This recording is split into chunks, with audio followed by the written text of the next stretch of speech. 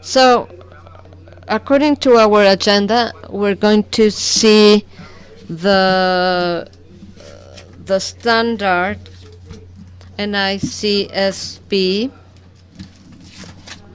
or the IPSAS substitute the IPSAS SAS 34 and 35 that will be presented by Carlos Reyes, and I will talk about the IPSAS, and this is for the governmental sector. So as I said before, those standards are very extensive. So in order to see them in detail, we wouldn't have enough time. But like we did with APSAC 22, the content of the standard and a summary of the standard to encompass all the important aspects of the standard. And I insist that this is just for the governmental sector. So what is the IPSAS 34 about? The scope and is the objective, scope, definitions, preparation of the financial statements, what is the information that must be disclosed, and derogation and substitution of the IPSAS 6 when it was broken down, and the comparison with the standard 27. International Accounting Standard to adapt it to the governmental sector. So this is the objective of this standard. It is to establish the requirements of accounting and information to be disclosed in the notes for controlled entities, joint business and associate when an entity prepares separate financial statements. That is, a governmental entity that has controlled entities by it, joint businesses and associate entities. In Mexico, we had the state-owned companies, the public entities that had that the government invested on them. And in this kind of entities, governmental entities, in theory, this is what we will see with Carlos Reyes in section 35, should be consolidating the financial statements. So the objective of this standard is to establish the requirements of accounting and information to be disclosed for this kind of entities in a governmental entities that prepares separate financial statements. So who have to abide by this standard? An entity that prepares and presents financial statements based on the accrued accounting base will apply this standard in the accounting of investment in control entities, joint businesses, and associated entities when they opt to, or when it's requested by law, when presenting separated financial statements. In theory, they should be preparing consolidating financial statements according to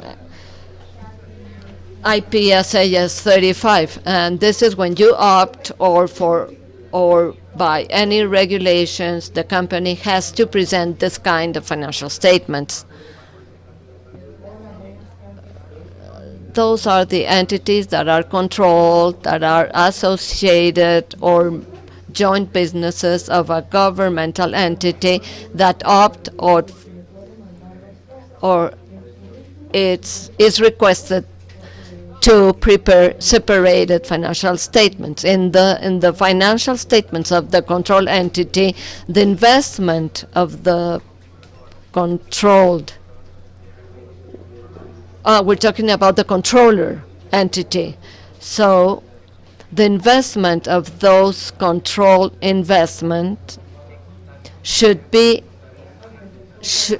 will account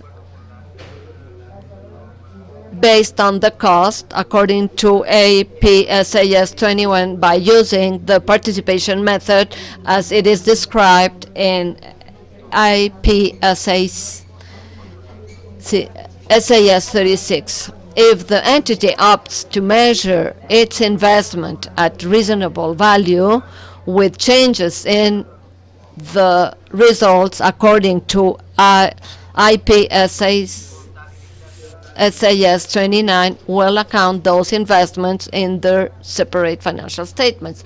That is, they shouldn't consolidate them. When a controller entity is no longer a controller, will no longer be an investment entity, or vice versa, will account the change as of the date where the change took place. So they should do this change in a retrospective way. The dividends or distributions, similar distribution of a control entity, joint business, or associate will be recognized in the separate financial statement when this is established, when the company has the right to receive the dividend. When an entity opts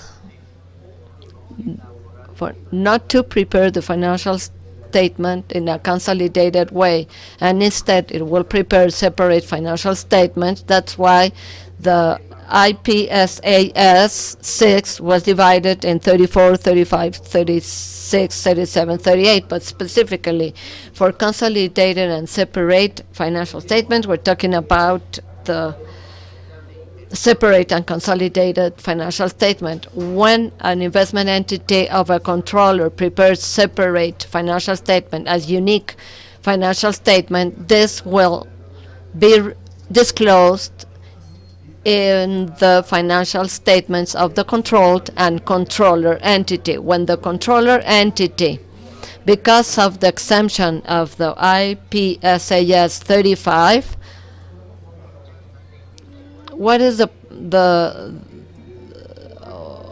is my exemption? But when the controller opts for the exemption included in the IPSAS 35, if the financial statements are separated and it is the exemption of consolidation is used according to the IPSAS 35, it should be disclosed.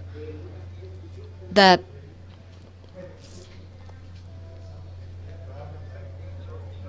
the name of the entity whose consolidated financial statements comply with the IPSAS as a whole that were prepared for a public use, and the address where they can obtain those consolidated financial statements. That is, we need to disclose that it is displaying or separate financial statements, so they have to prove that they have been prepared for public use and the address where they can obtain the consolidated financial statement.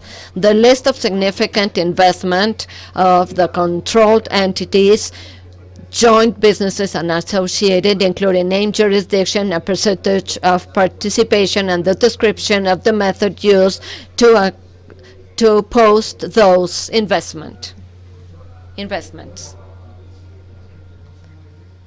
When the controller or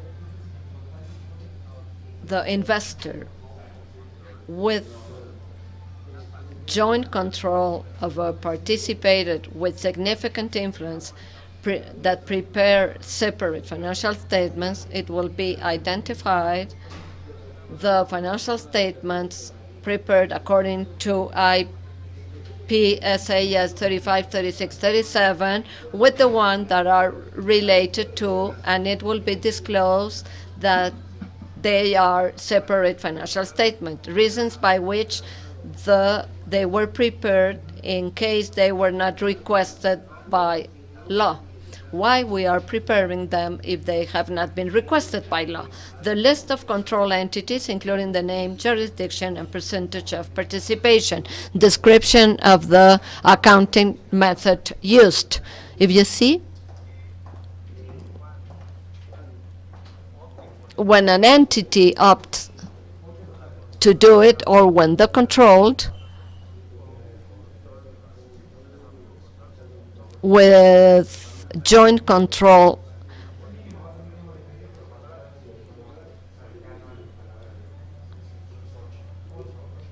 no, this is it. This is the summary, as I said. This is an standard. If we want to show examples, it'll take a long time. So those are the ones that are used. This is IPSAS 34 for separate financial statements.